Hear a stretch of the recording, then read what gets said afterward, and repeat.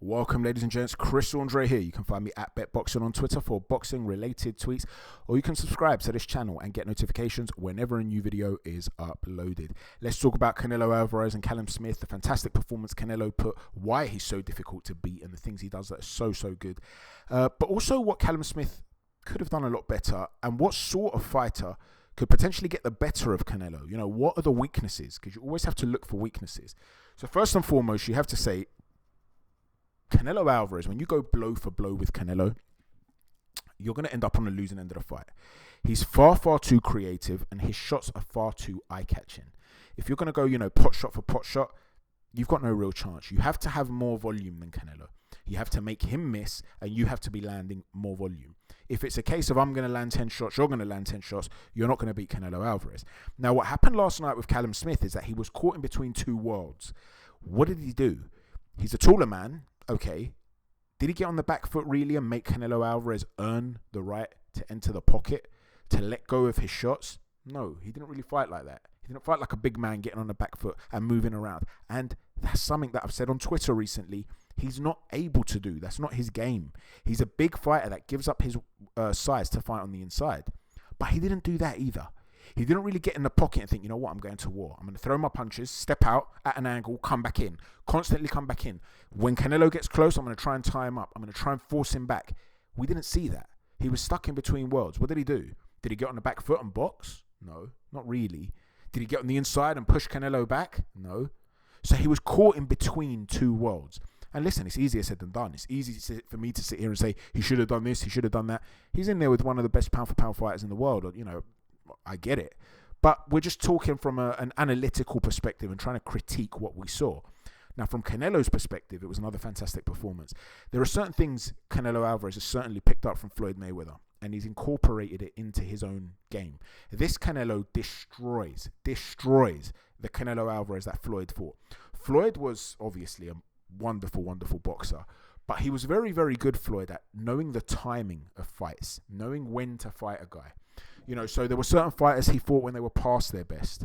They're well documented. But people don't often talk about the fact that he was also very good at knowing when to fight a fighter on his way up before he'd achieved his peak. And that was the case with Canelo Alvarez. He knew when to take him. He knew he wasn't quite ready yet. And he knew he'd grow astronomically. Well, he did. But one of the reasons he did grow astronomically is because he got that schooling from Floyd. He learned an awful lot. So let's talk about some of the things that he does that also Floyd does, or was capable of doing. Floyd wouldn't always do these things, but he had them in his arsenal. Floyd was very good, and so is Canelo, with really intelligent foot pressure. So what Canelo will often do is start to shift in with his feet, particularly his lead foot, behind quite a wide stance, okay? It's a very difficult skill to master because you have to be very agile with your upper body. And Canelo's almost like one of those, those limbo dancers that go under the poles or whatever, the ones I'm talking about. He'd be very good at that, I assume. But, he's very agile through the lower back, his waist, his hips. He moves very well, able to quickly change direction, pull out very quickly, make you, commit to a shot, make you look silly and perhaps counter you.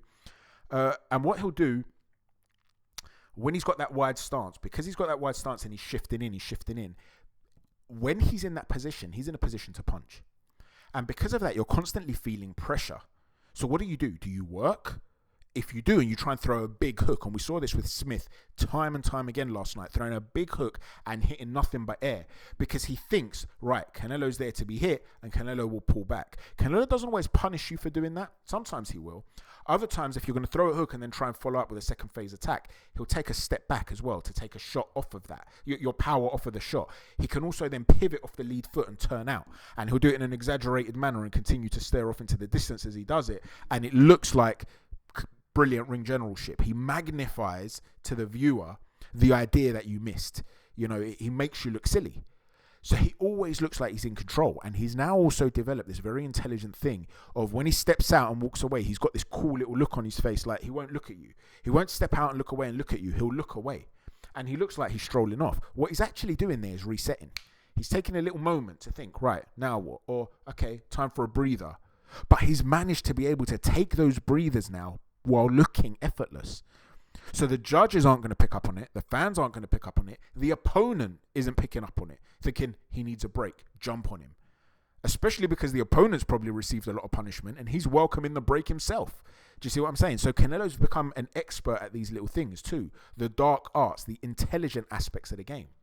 But what he'll do is, another thing he'll do, while he's shifting his feet into range and he's in a position to punch, he's very, very good at giving you a specific look and being able to throw anything off of that look. So we see him with his high guard, he's got high guard, and he'll walk you down, shift his feet in, and then he'll start to move in certain ways. He might lean forward. Now, when he leans forward, you don't know now, is he baiting me so he could pull back from that right hook that I'm going to throw, or that jab, or whatever that I'm going to throw, to then land a pull counter. He landed a lovely pull counter last night. Is he going to step back and then come with a left hook to the body, or a right hand over the top? Is he just leaning forward? And then one thing he does, Canelo, he'll lean forward and then throw a jab. But he doesn't lean forward and throw the jab just from the same beat. Sometimes what he'll do is do it off of, there's no real rhythm to it. It's off of the pattern of the beat. So he'll lean forward, and then as you think he's pulling out, he's leaning forward, right, he's not going to throw anything, bang. So it's not a case of, I'm going to lean forward and throw it from there. He'll lean forward, and as he's pulling out, he'll shoot it. And it's these little things where it's constant different moves, whereby you don't see the pattern of what's coming. Now, additionally to doing stuff like that, there's variation in the type of shots he throws. So again, he'll get your back up against the ropes. Okay, so he's happy to walk you down, throw pot shots, real thudding power jab. Like I said, they're eye-catching shots. He opens up his body to throw a left hook. You don't know if it's going to be a left hook to the body. You don't know if he's dipping as though he's going to throw a left hook and then he's going to lead with the right hand down the pipe. You don't know if he's going to throw a left hook to the head. He does this other thing as well, where sometimes he'll land an open hand hook to the body, and it's literally just to stabilize you, to line up your face with his right hand. And he won't always throw the right hand down the pipe. He'll throw the right hand to the solar plexus. Other times he'll shift that way and throw an uppercut. All these different trajectories. He'll do the same thing with the other way as well. He'll throw a right hand first wide, then a left hand down the middle, or a right hook around the glove. Everything's varied. You don't know if it's coming around the glove, around the back of the glove to the ear. You just don't know. He's so varied in his combinations that he keeps you guessing, and he's devastating you while he's guessing. You cannot be in a position where you have your back on the ropes against Canelo and you're just covering up, which is what Callum Smith was doing. He was caught in between two worlds. He didn't force him back. He didn't push him back, fight like a big man, try and tie him up Vladimir Klitschko style, pump him behind the jab. Every time you come in, I'm going to try and tie you up. He didn't do that. Tie him up, walk him back. He didn't try and get inside, put his head underneath the chin of Canelo if he could, and really smother him, get his arms inside the arms of Canelo and throw short uppercuts. With his long range, that would have been very difficult to do. Andre Ward style, say. He didn't do any of that. He didn't fight like a big man. He didn't smother. He didn't lean like Tyson Fury, try and tire him out. Did he get on the back foot and dance around the ring and pop a jab? No. So he was caught in between two worlds. And you can't fight like that against Canelo Alvarez. You just can't. And listen, it's easier said than done. Like I said, I'm not trying to criticize Callum Smith here. He showed a lot of heart. He took some real punishment. I thought it was very, very harsh for Demetrius Andre to say that he didn't come to win. I just think that he realized he was way in over his head, and he showed a lot of heart to hang in there. There was one point where Joe Gallagher said, I'm going to give you one more round, and I think, if I'm not mistaken, I heard him say, don't stop this. He wanted to go the distance. He's a tough kid, good luck to him. He's a warrior, but he was never really in the fight. And one of the problems he had, like I said, is that he was caught in between two worlds.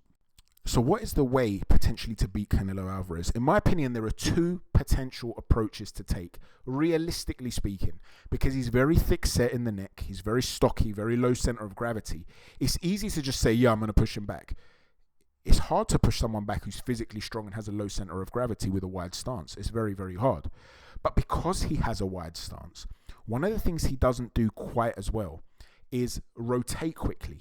There was one point where Callum Smith did a Lomachenko-esque move where he stepped his right foot outside of the lead foot of Canelo and turned around Canelo. And Canelo quickly turned with him in a state of panic. Smith wasn't in attack mode there, but if he was, he would have landed the shot before Canelo threw anything in return. Now, he has become very good at cutting off the ring, Canelo, really good, and keep that constant pressure. But still, he is a guy that likes to plant his feet and let go of either individual powerful pot shots, or when you are stationary, to let go of those very varied combinations. So what you need is a guy that will keep him guessing in terms of angles, keep him resetting. That's one possible approach. Now, this is the type of guy that's given him problems in the past. I thought Erislandy Lara beat Canelo Alvarez 7 rounds to 5. We know that Floyd beat him. That was a very different Canelo. Both fighters. But both times that he fought those fighters, very, very different. This Canelo is vastly advanced. But you can still learn from those fights. Amir Khan as well early in the fight caused Canelo a whole world of problems. You need a guy who's going to be using a lot of feints, because if Canelo's leaning forward and he's looking to set traps for you and he wants you to commit so he can counter you, well, then what you need to be doing is making him wonder, is this trap that I'm going to set now going to work? Well, what you need for that is a lot of feints, a lot of constant direction changes and angle changes. Well, that's Billy Joe Saunders. However, Billy Joe, see, one of the things Billy Joe's brilliant at, I know I've had a couple of comments on my videos of people accusing him of being a fencer. There's nothing wrong with that. He is a bit of a fencer, yeah. But what do fencers do? Let's think of Olympic fencing. They land their point, their sword point, on you, and then they step back so you don't land it on them. Well, that's what boxing's about. Hit and don't get hit. You don't have to beat the guy up. It's a sport. It's a 12-round sport. If you edge 12 rounds, you win every single round of the fight. You don't have to get in there and batter someone. And Billy Joe's very, very skilled at being able to maintain that range, change the angles constantly, keep fighters guessing. Miles Shinkwin, a light heavyweight who has sparred with a whole host of world-class fighters, Carl Froch, Tony Bellew, a whole bunch of world-class fighters. I'm not saying elite fighters like Canelo, but a bunch of world-class fighters. He says Billy Joe Saunders is the hardest fighter to hit. Now, bear in mind, Miles Shinkwin is a light heavyweight. He's been in there with a lot of top names. Billy Joe is very, very hard to hit just because of the constant feints and movements, little shifts and change of direction. It will stop Canelo from being able to set his feet as often as he'd like. Canelo's foot pressure, though, is immense. Would he get Billy Joe moving too much? Would he get Billy Joe... One thing he would have to do is target that body. Now, we know Billy Joe Saunders has had stamina problems. So I don't doubt that Billy would start well. How would he end the fight, though? Because like I said, if you're in a position where you're immobile against a man like Canelo Alvarez, you could be in serious, serious trouble. So I think either Canelo would win the fight on points if the judging was fair, or Canelo Alvarez would stop him late, because there's going to come a point where Billy Joe would get tired and not move as well. And Canelo might figure out when he's feinting, realize the patterns, target that body, get closer to him, shift inside with those feet. So I'm not saying Billy Joe definitely beats Canelo, but it's a very, very intriguing fight. Demetrius Andrade is another guy who, very, very awkward. He would probably give Canelo a lot of problems to try and figure out. The problem with Andrade is that I think he's a little bit too wide sometimes with these punches. And although that can shock a guy initially, I do think that you can figure out a faster point from A to B than Andrade when you're exchanging. And if Canelo's... And also, one of the things Andrade does, he's very, very awkward, but sometimes, just sometimes, and I'm a big fan of his, I think he's a very, very tricky fighter, he'll lose his positioning when he's retreating. And you don't want to be in a position where you're under so much pressure, you're constantly losing your positioning against Canelo. So I'm not saying these guys beat him, but Billy Joe gives him problems. The other type of fighter that beats Canelo, in my opinion, is the kind of fighter that will make him work in areas where he doesn't want to work. And one thing about Canelo, because he's constantly looking to land those power shots and shifting his feet, the jab is an individual power shot jab. He won't sit there and pop a rhythm jab. He won't do that. Okay, he's not that sort of fighter. So what can happen with Canelo Alvarez is that he can get outworked, out-jabbed. Well, that's Golovkin. And like I said, the vast majority of people felt Golovkin beat Canelo Alvarez. Now, whether these fighters will ever get the result they deserve against Canelo is a whole other story. But we're talking about the style of fighter.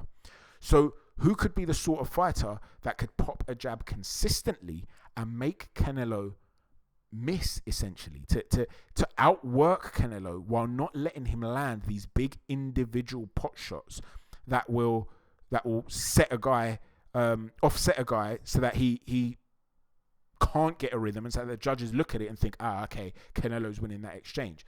Well, somebody like a Bivol at light heavyweight, if Canelo wants to continue to fight there, could cause him a serious problem because of that. I've seen a sparring session in the past where Gilberto Ramirez seemed to give Canelo some issues. Now, I don't know how that would play out in a long fight, but that would be another fight I'd be interested in seeing. Caleb Plant is similar to Canelo in the sense that there's a lot of upper body movement there, and he'll lead off sometimes with power shots. A lot of people are talking about Caleb making Canelo miss and so on and so forth. That'd be a really good fight, and people will know that I've been a fan of Caleb's for a long time. Long-time subscribers will know way before he became a famous fighter. I was talking about how talented Caleb Plant was, but I do think Canelo gets the better of Caleb Plant. Let me know what you think, how you think the fight went.